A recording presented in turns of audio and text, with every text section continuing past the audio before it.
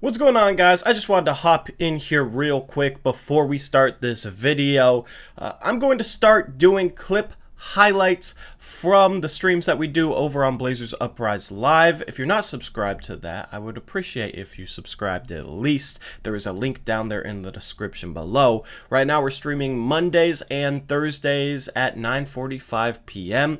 But I get that 2 or 3 hour streams aren't for everybody, especially if they're not post-game streams, especially if they're off-season streams. So what I'm going to start doing is I'm going to try and take a clip from every stream and upload it here. I'm going to try and find the best segment of the show and post it here in like a 10 or 15 minute video for you guys to watch. So this first video is me and Eric Brandt talking about the talk around Zach Collins and what we see from him going forward. I know this has been a bit of a hot topic lately from Blazer fans, so I figured this would be the perfect clip to post, and me and Eric had a really good discussion around it, and I really enjoyed this segment of the show that we had last Monday. I'm also dropping a channel update soon, so make sure you watch that and check it out. And that's all. I'm out. Hope you guys enjoy. Yeah. Both of those guys were elite help defense off the ball. And that's exactly what they needed with a guy like Steph Curry. Yeah. And exactly what we need on this team, like two elite help defenders, which is why I'm still not willing to give up on the Collins at power forward experiment, because I feel like him and Nurk could eventually develop. Not quite that good, but somewhere in that category. Close enough. And I think Collins will be a better three-point shooter than Draymond is. So those two guys would be better offensively. Collins and Nurkic, I think they'll be better offensively than Bogut and Draymond were. Because, I mean, I think Nurkic will at some point be like a 35-36% three-point shooter. But I don't know. Everybody's like, Zach's a 5. I think Zach can play the 4, and I almost think it's a good thing to play him at the 4 because it gives him a better chance at learning how to be effective in that position, which is more of a hole than the 5 spot is. You know? So, like, yes, in the short term, it might be better to have him as the backup 5 instead of the starting 4, but I think that this team achieves a higher level of upside if Zach can learn how to be most effective at the 4. And I think he does have the tools to have the chance to be very effective at that position. Yeah, it's one of the negatives about having Whiteside is I do want him to be able to play both, but like you said, I don't know. I think it's being way overblown. Both him and Nurk, I didn't expect much of anything from them in the bubble. I didn't feel like Collins played that bad, and then he got hurt. We don't know how much that injury was affecting him the whole time. If you want to make the injury argument, then yeah, maybe he won't be healthy his whole career and he'll be a bust that way. But like, he started 13 games in his career, 12 this year. We're 10-3 in those games. It's not like we've been like horrible and gotten destroyed or something when Zach plays the 4 and we just can't even put him there because it's just a disgrace to basketball, like some people make it out to be. Yeah. So yeah, I feel like we haven't. I mean, like I said, 13 games on his career he started. I don't think anyone can say for sure whether he's not a 4 or he is a 4. I just wish we could see it a little more often. You know what's funny is the main reason people are kind of down on him isn't something that's based on him playing the 4. I think the main reason people are down on him is because he's struggling to finish, which isn't like something that's going to hold him back from playing the 4. I think he will learn how to finish better. I think he'll learn how to be more aggressive around the hoop and be able to convert shots inside there. If he was finishing like he should be able to, I think people would think he had a good bubble. I think people would thought because the 3-point shot, like, he didn't shoot bad from the 3-point line in the bubble. Defensively, I think he was fine. You know, so what's weird is like his hands are terrible. He's got to find a way to catch the ball better.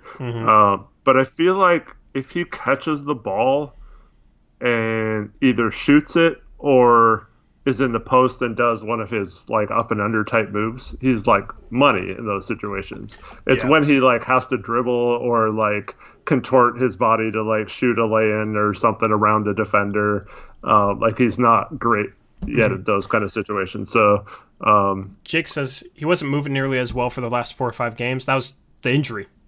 I think that's what he's saying. That's what he's saying. Yeah. So I think people are kind of overreacting to that.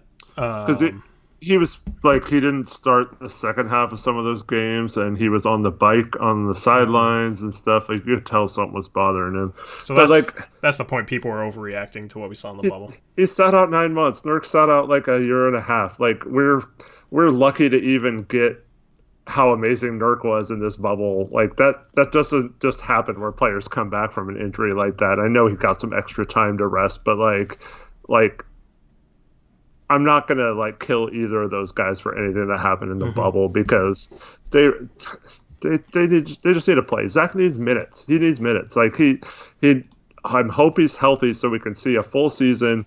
We don't know. He could have broken out, and by the time the finals would have came around, if he was healthy, or the playoffs or whatever, like he could have been like an elite defensive player that wasn't fouling as much. Like but like when you have foul trouble and stuff like that, which I also think is a little overstated, like all our bigs get in foul trouble, and we've outlined the reasons why that happens. But like, I feel like by this time this year, if he would have been playing and starting this entire season, he would have had a much better grasp on his role. He would have been a better finisher, like you said, and he would have gotten over his foul trouble a little bit, and like learned to like not reach at times and do stuff like so. And those are all things that are easy to clean up if he just gets minutes and experience. So I just think it's a huge mistake to even consider giving up on Zach at this point. 100%. Caleb says Zach shot 36% on 19 threes this season, way too small of a sample size. I mean, but we saw his three-point shot improve from his first year to his second year. He was shooting 33%. He just needs to get more comfortable at it. He has good form, right? So, like, I'm not saying, right now he's a 36% three-point shooter. But I think there's no reason why he shouldn't be able to become a 36% three-point shooter. If he becomes a 36% three-point shooter, he will be a good enough outside shooter to space the floor and to make defenses pay. Like, that is a little bit above average for the NBA. And just given his form, like, he has nice form.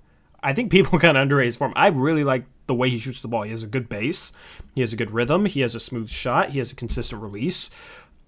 He shoots with confidence most of the time. Yep, he shoots with confidence. So that's the thing is, if he becomes I expect him to become a 36% three-point shooter. Maybe not next year, but by his prime, he will be a 37% three-point shooter on volume. Like, just because he'll get good shots playing next to guys like Dame and CJ. And you combine that with his defensive potential, and people were giving up way too early on him. People are just being a prisoner of the moment. And I should probably make a video over on the main channel, a video on Zach Collins, and kind of just say some of the things we just said right now, and just kind of get people to like stop being too caught up in what happened in the bubble and being prisoner in the moment, because I think a lot of Blazer fans are being prisoner in the moment right now. I realize this sounds crazy, but I still believe Zach Collins is better than like a John Collins for this team.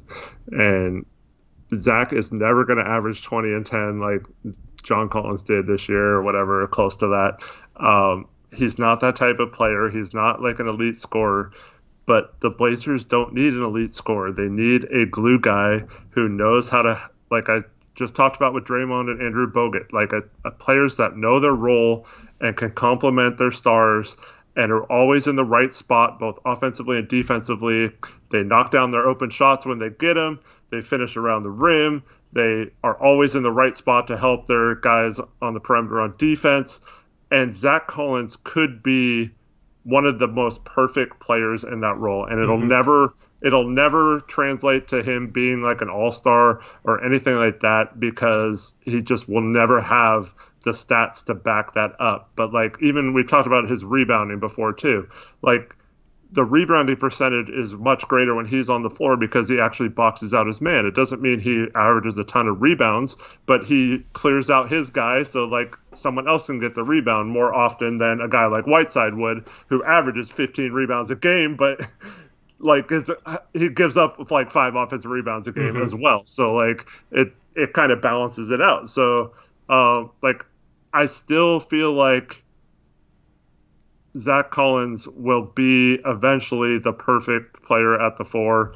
I have nothing to prove that I'm going to be right or anything. I have nothing to base that on. I just think it's way too early to give up because he hasn't even gotten a chance to prove whether he can be that player or not. And I'm gonna look up how old he is. He's 22 years old. Yeah. He's 23 years old right now. He does turn 23 in November, but I mean, he's still extremely, extremely young. He still has, 4 or 5 years till he reaches his prime. You know what I mean? And this is with him never really getting a chance to start. And with him having his third season taken away, which is the breakout year for a lot of guys. And this is after he was a very impactful player for us in year 2 of his career. When we made that Western Conference Finals run, he was very impactful during that playoff run. Without him, we don't make it to the Western Conference Finals. So that's the thing, is people are getting too caught up in the bubble. People are being a prisoner of the moment with him. I'm still high on him. People saying, oh, we should give him up or whatever, we should trade him. His trade value is not high right now because he's been hurt, so a team isn't going to give up a lot for him. So it makes no sense to sell low on him. You don't want to sell low. If this is the stock market, right, you don't wait till the stock drops and bottoms out to sell it, right? Especially if you know it's going to improve, which is Zach Collins is going to improve based on what he showed in the bubble. So all the people saying to trade him, that would be a horrible move just because you're not going to get the proper value back for him, right? I'm not saying that we should be totally against trading him. You know, if there's an all-star available that fit our team, which there's not, but just hypothetically, if there's an all-star available that fit our team and they wanted Zach Collins to make the deal happen, I'd definitely consider that.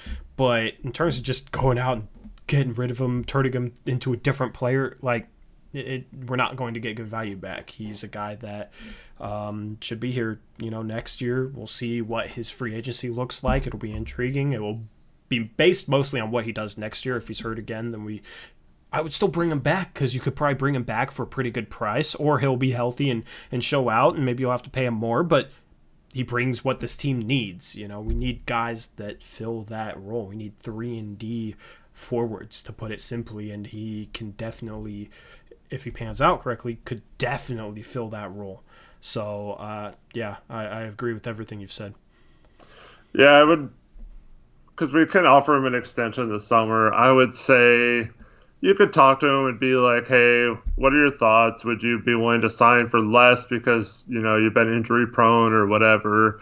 If he's not into that, then say, great, we're willing to make you a restricted free agent and match any offers for that and just see where it goes. He's not going to get a max offer, so you're not concerned about him going from being a $7 million a year player to a $25 million a year player. So it's not anywhere near some of those other young players in the past that you'd be worried about them breaking out.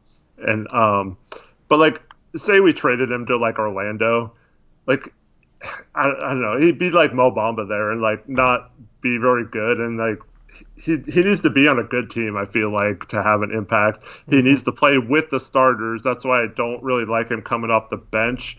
Because most of the times when he's come in and done well as the backup 5, it's more towards in the fourth quarter or the end of games where Nurkic or Whiteside, I guess that didn't really happen this year, but games where the big is kind of struggling, and we put him in, I guess, Cantor last year, and then you put Collins in and he finishes off the game strong or whatever, but he's playing with the starters during that time. It's hardly ever as a main scoring option with the bench or whatever. And the reason for that being his game complements star players. It fits well and meshes well with guys like Dame and CJ, where he's maybe the 5th offensive option and he doesn't really have to rely on to score, so he'll get decent shots just because he has the least amount of attention on him, and he's shown that he can knock down open shots. He's not really a guy you throw the ball to and it's going to go create a shot one-on-one. He's shown some flashes in the post. I do expect him to kind of grow in that regard, but that's the thing. He's 5th offensive option, the guy that can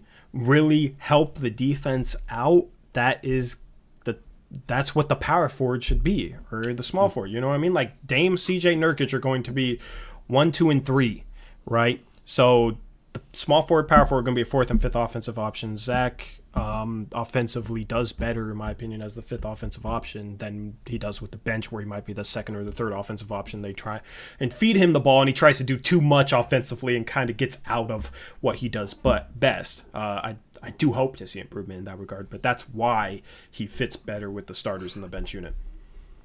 I agree. Oh, Jake said he agreed with us about Zach. That's just nice. We all agree on something, yay. But he said he'd be great on Miami. Good fit. Yeah, that'd be. And Miami. Him and Bam would be such a good complementary. That would be dirty, 4 or man. 5. Yeah. That's the thing. Miami uses their role players well. They have players that play to their roles extremely, extremely well. I think that's a testament to Spoelstra. One, for developing guys like Duncan Robinson and Kendrick Nunn, but two, they have, those type of guys play to their role extremely well. That's why they're a team that's greater than the sum of their parts. So Pat Riley's good at finding those guys too. That fits what Spoelstra needs. So. Yeah, but that's what I hope we have with Zach. A guy that plays.